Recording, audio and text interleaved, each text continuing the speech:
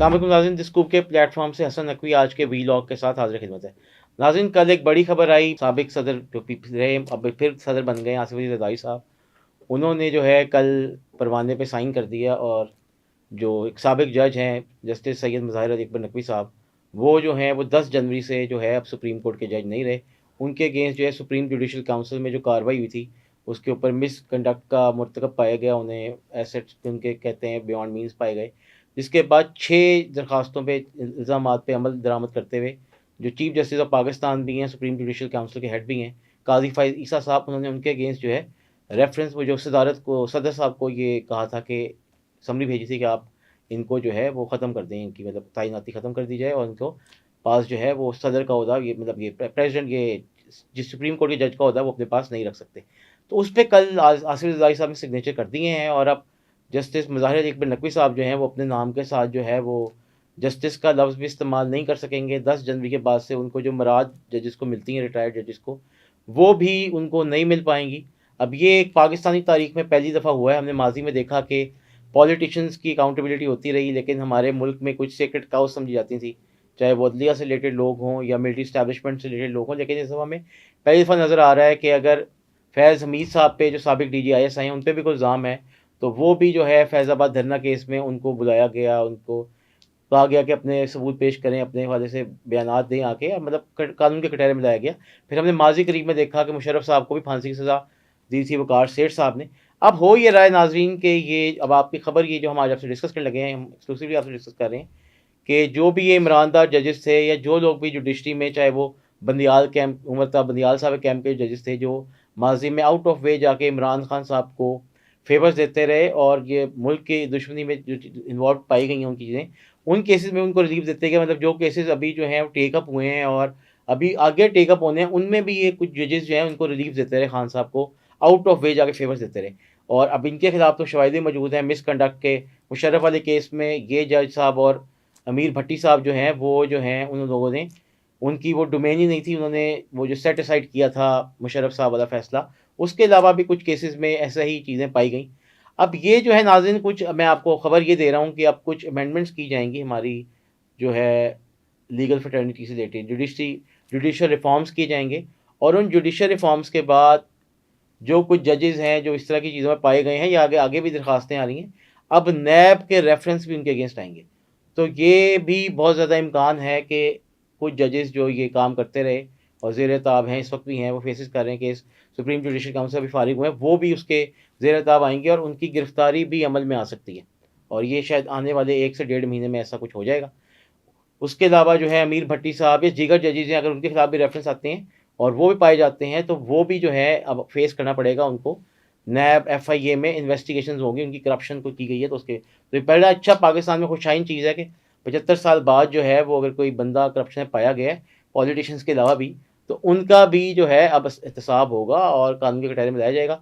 आसिम मुनीर साहब बड़े क्लियर हैं और जब से वो आर्मी चीफ बने हैं, उन्होंने जो भी मुल्क दुश्मनी में इन्वॉल्व हैं, चाहे वो अंदर की भीड़ें हों या बाहर की भीड़ें हों, वो किसी को बख्शने को तैयार नहीं है। एहतसाब उन्होंने अपने इदारे से शुरू किया और चाहे कोर कमांडर्स हों, दीगर हों, उन्होंने अब कोर्ट मार्शल किया लोगों को, आधे राजा जैसे लोगों को, आधे राजा हो गया, वो एक साबिक जो जज हैं और हैदर मेरी साहब हो गए, उन दोनों का कोर्ट मार्शल हुआ। अब वो भी अपने नाम के साथ मेजर और वो नहीं लगा सकते और उनको जल्द कानून के दायरे में, तो बड़ी दफ़ा आपको वीलॉग में बता चुका हूँ कि वो भी जल्द अब कानून की गिरफ्त में होंगे, क्योंकि वो मुसलसल जो है एंटी स्टेट प्रोपेगेंडे में इन्वॉल्व हैं, मुल्क दुश्मनी पर उतरे हुए हैं और उनके प्रोपेगेंडे से पाकिस्तान की बदनामी होती है इंटरनेशनली भी और पाकिस्तान के अंदर भी। लोगों की जहन साजी ऐसे की गई है कि लोग अपने रियासती इदारों के खिलाफ करने की कोशिश की जा रही है। अब FIA ने भी फैसला किया और काफ़ी सारे रूल्स बन रहे हैं कि जो लोग ऐसे कीबोर्ड वॉरियर्स जो कि बात बिना किसी तस्दीक के जो है चीज़ें फैलाते हैं और प्रोपेगेंडा करते हैं झूठा, ख़ास तौर पे हमारी आर्मी की लीडरशिप के बारे में या इवन पॉलिटिकल लीडरशिप के बारे में, जो ऐसी बातें जो दूसरे मुल्कों का एजेंडा लेके चल रहे हैं, बहुत सारी बातें माजी में देखी। इवन अभी ये जब 14 कुछ लोग शहीद हुए हमारे ये नॉर्थ वज़ीरिस्तान में, तो कुछ जो हैं PTI और डिफरेंट पार्टी से रिलेटेड जो अकाउंट्स हैं, उधर से शोहदा की तौहीन की गई है।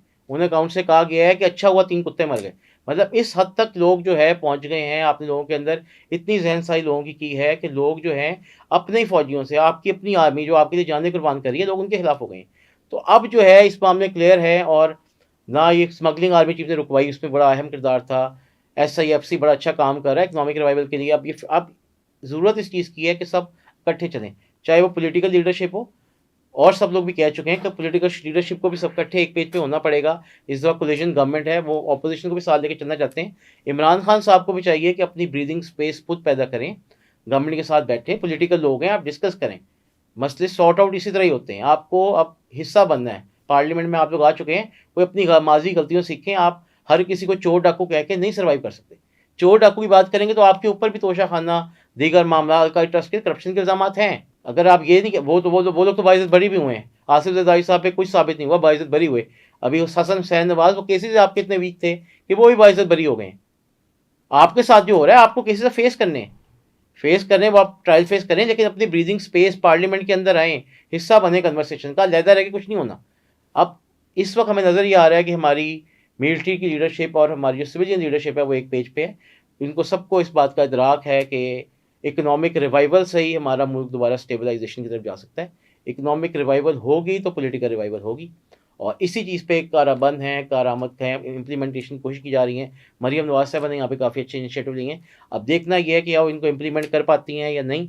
माजी में हमने देखा कि care taker government Mohsin Naqvi साहब की जिम्मेदारी, पंजाब में बड़ा अच्छा काम हुआ, बाद में सिंध में भी सही चीज़ें, लॉ मतलब 1 साल का जिनको टाइम मिला उन्होंने डिलीवर किया, चाहे वो इंफ्रास्ट्रक्चर हो, अस्पतालों की हालत ज़्यादा बेहतर करने का मामला हो, उन्होंने लोगों के इश्यूज़ को एड्रेस किया।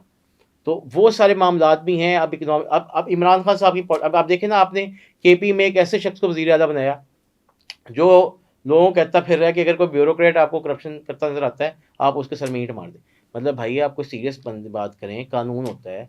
आप वो बल्कि सही, हमारे सीनियर सहाफ़ी सलीम ख्वाजा साहब ने बड़ा अच्छा कहा है कि बड़ी अच्छी बात उन्होंने की है जी करप्ट। फिर उन्होंने कहा जी ऐसी मॉरल ग्राउंड्स हैं, तो फिर जिस बंदे के पास से शराब की बोतल बरामद हुई थी और उसने बाद में कह दिया था कि वो शहद वाली बोतल है, तो फिर उसके ऊपर भी एक्शन होना चाहिए, उसका भी बताएं कि इस्लाम में क्या है। तो बड़ा अच्छा जवाब है मेरे ख्याल में। अली मीन गंडापुर साहब को भी उनका एकदम कब लगता है सॉफ्टवेयर अपडेट हो गया है, जब वो 1500 अरब मांगने जाते हैं इस्लामाबाद में, लेकिन अगले दिन वो फिर वैसे बयान दे देते हैं जब वो मेरे ख्याल किसी और मूड में या किसी और जोन में होते हैं शाम के वक्त। उस वक्त उनसे कोई बात करे तो वो अपने लीडर की तरह यू टर्न लेने के माहिर लग रहा है। वो भी ले लेंगे, क्योंकि कल 2 दिन पहले वो कह रहे थे हम साथ चलना चाहते हैं, कल में फिर बात की है कि हमें पकड़ना चाहते हैं, तुम चाहते हो। सूबों की लड़ाई की आप बात कर रहे हैं, सूबों की लड़ाई भाई आप खुद कर रहे हैं।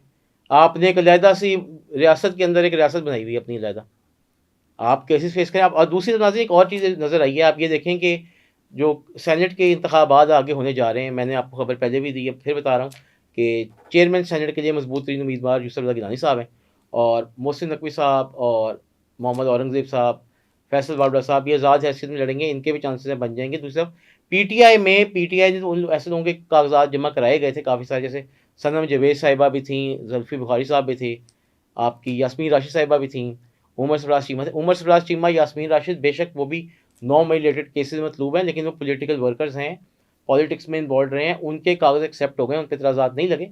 लेकिन जुल्फ़ी बुखारी साहब जो हैं वो पैराशूटर ही हैं, सबको पता है, उनके कागज़ रिजेक्ट हो गए हैं। वो सनम जवेद साहिबा आपको याद होगा, कैसे भूल सकते होंगे आप, वो वही हैं जो 9 मई को डंडा लेकर निकली हुई थी और रियासती इदारों के और आर्मी के जनरल्स को वो गालियाँ देती फिर थी। ऐसी गलीज़ ज़ुबान उनकी थी, मतलब अच्छा हो गया कि अच्छा है वो फ्लोर ऑफ द हाउस पे नहीं आई। तो हमारे हाउस का पहले ही बहुत बुरा हाल है, वहाँ पे शेर अफजल मरवे जैसे लोग जो हैं वो अब हाउस का हिस्सा हैं, जो हाउस के अंदर बैठ के सिगरेट पी रहे होते हैं, जैसा मुल्क की तारीख में कभी नहीं हुआ। फिर उनकी स्टेटमेंट्स बड़ी जूम आनी होती हैं। मेरे ख्याल में उनको बेस्ट गौर बेहतर आदमी है, बिल्कुल सही फैसला खान साहब का। लेकिन खान साहब को चाहिए था, अगर उमर यूब खान साहब को या असद कैसर साहब को अपनी गैर मौजूदगी पार्टी की भागदौड़ दी जाती, तो पॉलिटिकल फिगर्स थे, पॉलिटिकल लोग थे, वो शायद लाइजॉन का किरदार, ब्रिज का किरदार। इमरान खान साहब को ब्रीदिंग स्पेस चाहिए। आप पॉलिटिक्स में, मैंने पहले अभी इसी वीलॉग में कहा कि अलहदा रह के नहीं कर सकते आप। अब शेर अफजल मरवा जैसे लोगों को आप आगे कर देंगे, वो तो हर किसी लड़ाई करेगा। फिर लाहौर में आपने वो गंजा ब्रोकर जो है उसको MLA बनवाया, मैं बात कर रहा हूँ तीर खोसा साहब की, उनका तो फ़ायदा इसी में ही है। वो पीपल्स पार्टी को छोड़ के आए हैं, उन्होंने आज तक किसी के साथ वफा नहीं की। वो आपका भी, लेकिन आपने उनको भी सबक सिखाया, उनको आपने कोई ओहदा नहीं दिया। लेकिन ये अगर आप मरवा जैसे लोगों को आगे करेंगे तो ये तो आपके लिए और प्रॉब्लम्स में इजाफा करेंगे। पॉपुलैरिटी के लिए कुछ भी कर सकते हैं शेर अफजल मरवा साहब। वो आप देखें वीलॉग्स में, प्रोग्राम्स में आके वो ऐसी बात कर देते हैं जिनकी वजह से आपको उस दिन व्यूज़ तो मिलते हैं। सोशल मीडिया पर नहीं रहना आपने, आपको काम करना पड़ेगा। आपका अपोजिशन में आप हैं, मैं मानता हूँ आपके इतराज़ात हैं, बिल्कुल जेन्युइन भी होंगे, कुछ कुछ में आपके हल्कों में लोग जीते होंगे। बिल्कुल सही बात है कि इस वक्त आप लोग साइड पे लगे हुए हैं, और 9 मई के बाद आपके लिए ज़मीन तंग हुई है। लेकिन 9 मई के केसेस जब तक फैसला नहीं होता तो आपके, और मैं ये खबर मैं भी अली कर चुका हूँ कि इमरान खान साहब या दीगर जो 9 मई मतलूब हैं उनके खिलाफ कार्रवाई होगी और मिलिट्री कोर्ट्स में उनके ट्रायल होंगे। डिले ज़रूर हो रहा है, लेकिन अब क्लीन चिट तो नहीं दी जा सकती। आप लोगों के बंदे अब कह रहे हैं कि जी दरगुजर करें और आगे चढ़ें, आगे आगे बिल्कुल बढ़ना चाहिए, लेकिन अगर किसी ने 9 मई जैसा वाक़या किया है, या फ्री हैंड दे रहे हैं, कल को कोई भी उठ के आए, वो आपकी आईएस ये आपके कोर कमांडर हाउस पे चढ़ दौड़े, उसके बाद आपके जीएचक्यू पे चढ़ दौड़े, रियासत के खिलाफ डंडा उठा ले, अपनी बात को नहीं कोई मानता, धरने पे निकला है, तो मतलब ये पॉलिटिक्स ही आपको छोड़नी होगी। इस वक़्त अब आपको अवाम के मसाइल को एड्रेस करना है। आज के लिए इतना ही, कल अगले वीलॉग के साथ फिर हाज़िर हूँ, तब तक अपने होस्ट हसन नकवी, शुक्रिया।